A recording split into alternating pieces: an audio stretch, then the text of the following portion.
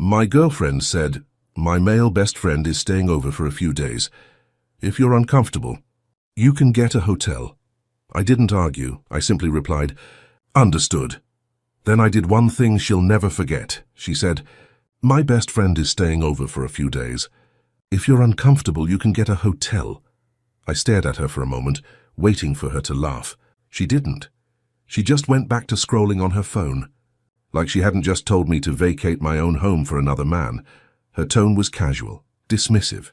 The kind of tone you use when you're used to getting your way. I asked, this the same best friend you used to date? She sighed. That was years ago.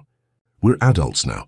Don't make this a thing, right? Because asking my girlfriend not to host her ex in our apartment was making it a thing, so I didn't argue. I didn't raise my voice. I just said, understood. That night, I changed the Wi-Fi password, locked my office, set up 2 small cameras in the living room, and booked a hotel room for her. She wanted her friend to feel comfortable. Now she has the whole apartment to make him comfortable. She just doesn't have a boyfriend anymore. Ava and I have been together for 3 years, living together for the last 1. It's my condo. 2 bedrooms, top floor, downtown. She pays for half the groceries and utilities, nothing more. It's worked. Peaceful, predictable, balanced, or so I thought. A few months ago, I started noticing the name Evan popping up on her phone again. At first it was harmless. A few memes, a funny story. Can't remember when. She called him her best friend from college. Then it became nightly texts, phone calls that ended with her giggling from the couch. And little things like turning her screen away when I walked by, I asked once. So, this Evan, the same guy you used to date? She waved it off like I'd asked about the weather. We dated for what, 2 months? We're adults now. Don't be insecure, I let it go. Mostly because I wanted to believe her, and partly because I knew how to play the long game. Then came Wednesday night. I was in the kitchen going through invoices for a work project when she dropped it, casual as anything. Hey, just so you know, Evan's going to stay here for a few days. He's going through some stuff. I looked up. Stay here? Yeah, his lease ended. He's between apartments. He just needs a couch for a week. Maybe 2. I blinked. You're telling me this or asking me? She frowned. The way people do when they're annoyed someone dared to question them. I'm telling you. Don't make this a big deal, please. He's like a brother to me. That phrase, like a brother, should come printed on red flags. I took a slow breath. Ava, I'm not comfortable with that. She rolled her eyes. Of course you're not. You never trust me. If it makes you that uncomfortable, then maybe you should get a hotel or something until he finds a place. It was the kind of sentence that flips a switch inside you. Not from anger, but from clarity. That was the moment I realized the balance in our relationship had shifted. Somewhere along the line, she'd stopped seeing me as an equal partner and started treating me like background noise. So I did exactly what she said. I got her a hotel, booked it under her name, packed a bag with her essentials, toothbrush, charger, a couple outfits, and left it by the front door. When she noticed later that night, she stared at the bag, confused. What's this? Your hotel, I said. So you told me to get one. She glared at me. You're unbelievable. You said it yourself. You want him to stay? I don't. Simple solution. Then I smiled politely and went back to my laptop. That was Thursday night. By Friday morning, she was still angry, slamming drawers and muttering about control issues. I said nothing. I just changed the Wi-Fi password, logged her out of my Netflix account, and quietly installed 2 small cameras in the common areas, living room and hallway. Not because I was jealous. Because when someone shows you that they're capable of disrespecting your space, you document everything. By Friday evening, Evan was there. He showed up with 2 suitcases, a gym bag, and the kind of smile that only belongs to someone who thinks they're welcome. Ava greeted him at the door with a hug that lasted too long. Too comfortable. Too familiar. I stood in the kitchen watching. He noticed me and had the nerve to grin. Hey man, thanks for letting me crash here. I owe you one. I said nothing. Just nodded once and went back to my coffee. Ava gave me that look. The one women use when they think you're being emotional in public. He's just staying for a few days, she said later, as if she hadn't already rewritten the rules of our home. That night, I lay in bed listening to them laugh in the living room. At midnight, I heard the clink of wine glasses. At 1 a.m., the sound of the TV. At 2, silence, followed by the faint click of the guest room door closing. Saturday morning, I made breakfast like nothing had happened. Ava didn't come out until noon. Evan followed 10 minutes later wearing one of my t-shirts. "Hope you don't mind," he said casually. Mine was still in the dryer. I didn't answer. Just stared long enough for him to get uncomfortable and leave the room. Later, Ava confronted me. "Can you please not make him feel awkward? He's going through a hard time." "Right, must be exhausting, freeloading off someone else's boyfriend," she gasped. "You're being cruel." "No," I said. "I'm being honest. That's when she played her favorite card. How's the guilt trip? If you can't trust me, maybe we shouldn't be together." I smiled. Finally, something we agree on. She froze. I don't think she expected that. That afternoon, I sent a short email to our mutual friend group. Subject, change of plans. "Hey everyone, Ava has decided to host her best friend, Evan, at our place indefinitely. Since I apparently need to find a hotel, I'll be canceling the dinner we had planned this weekend. Apologies for the inconvenience. Hope to see you all soon, under better circumstances. Mark." I hit send, closed the laptop and went for a walk. When I came back an hour later, Ava's phone was blowing up. Notifications, missed calls, texts from friends, some confused, some concerned, some clearly judging. She came storming down the hallway. "What the hell did you do?" "Told the truth," I said. "You humiliated me." "No," I said calmly. "You did that yourself." "I just sent the memo." She screamed, accused me of being controlling, insecure, manipulative. All the buzzwords people use when they've run out of logic. When she was done, I just looked at her and said, "You can stay here with him if you want. I'm not leaving." "But you'll both be paying rent," she blinked. "Rent? Yeah, utilities too. And groceries. I'm done subsidizing your little reunion." She called me an asshole. I didn't disagree. By Sunday, things were colder than the fridge. She avoided me. He avoided me. And I pretended everything was fine. What they didn't know was that every move they made, every whispered conversation, every door that closed, was already being recorded. By the end of the week, Evan had turned my apartment into a frat house. Beer bottles, his shoes by the couch, his jacket on the chair I used for work. And Ava? She floated around him like gravity didn't apply anymore.